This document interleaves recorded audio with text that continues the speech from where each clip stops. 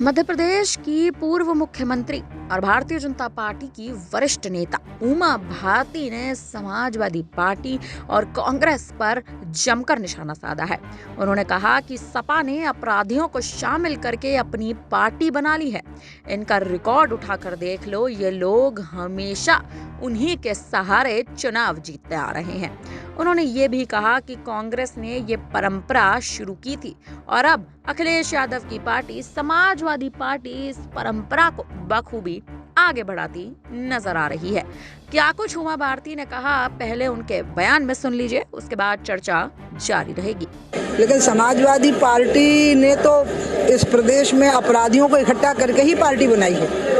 अधिकतर कुछ नेता इसके ठीक ठाक रहे, बाकी तो इनका पूरी वोट उठा करके देखो और उन्हीं के सहारे चुनाव जीते हैं उन्होंने। तो वो तो कांग्रेस ने अपराधियों का उपयोग किया था चुनाव जीतने के लिए, परंपरा कांग्रेस ने शुरू की थी और इनने सीधे अपराधियों को ही चुनाव में खड़ा कर दिया। बांग्लादेश में जिस तरह से हिंदुओं को अत्याचार हो रहा है, आपको क्या मानती है साजिश है बहुत बड़ी है?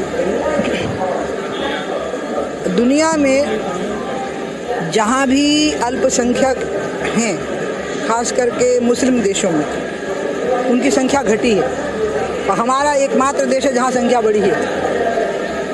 और इसलिए पाकिस्तान और बांग्लादेश तो इसके लिए प्रमुख रूप से हैं। तो ऐसे समय पर जिस तरह से हिंदू समाज वहाँ सड़कों पर आ गया है, क्योंकि उनकी संख्या अच्छी है, वो ठीक से प्रतिरोध कर रहे हैं और हम सब भारत के हिंदुओं को उनके साथ अपनी एकजुटता दिखानी चाहिए। लेकिन इसका मतलब ये नहीं कि इसके लिए हम यहाँ के मुसलमानों को इसके लिए दोषी माने। यहाँ के मुसलमान रह रहे हैं शांति से हमारे साथ, लेकिन वहाँ पर जो उन पर अत्याचार हो रहे हैं उसमें यहाँ के मुस्लिम समाज को सबसे पहले बोलना चाहिए। मैं अपील करूँगी कि भारतीय मुस्लिम समाज के जो प्रतिष्ठित धार्मिक लोग हैं वो इस विषय पर विरोध जाहिर करें अपना।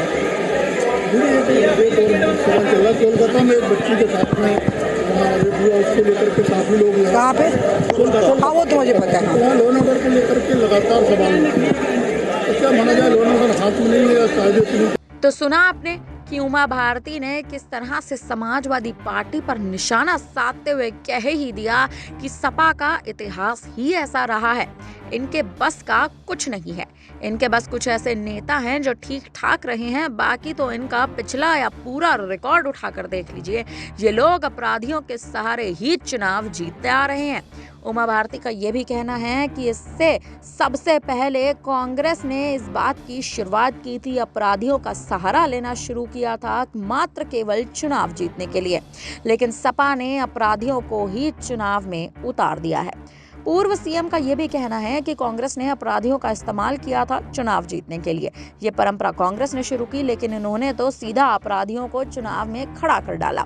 इस दौरान उन्होंने बांग्लादेश में हुए हिंदुओं पर हो रहे हमलों को लेकर भी चिंता जताई है और साफ तौर पर कहा कि दुनिया में जहां भी अल्पसंख्यक है, खासकर मुस्लिम देशों में, वहां पर उनकी संख्या घटी है और हमारे देश में इनकी संख्या मात्र केवल बढ़ी है। इन देशों में पाकिस्तान और बांग्लादेश जैसे देश तो प्रमुख रूप से शामिल हैं। उन्होंने ये भी कहा कि हालांकि अब हिंदू समाज वहां पर प्रतिरोध कर रहे हैं और एकजुट हो गया है, लेकिन हम भारत के हिंदुओं को भी उनके साथ आना चाहिए और एकजुटता दिखानी चाहिए। उन्होंने कहा कि इसका मतलब ये नहीं है कि हम यहाँ के मुसलमानों को दोषी मानना शुरू कर दें। वहाँ पर जो अत्याचार हो रहे हैं उस पर भारत के मुस्लिमों के प्रमुखों का इसका विरोध किया जाना चाहिए और प्रमुखता से अपनी आवाज़ उठानी चाहिए।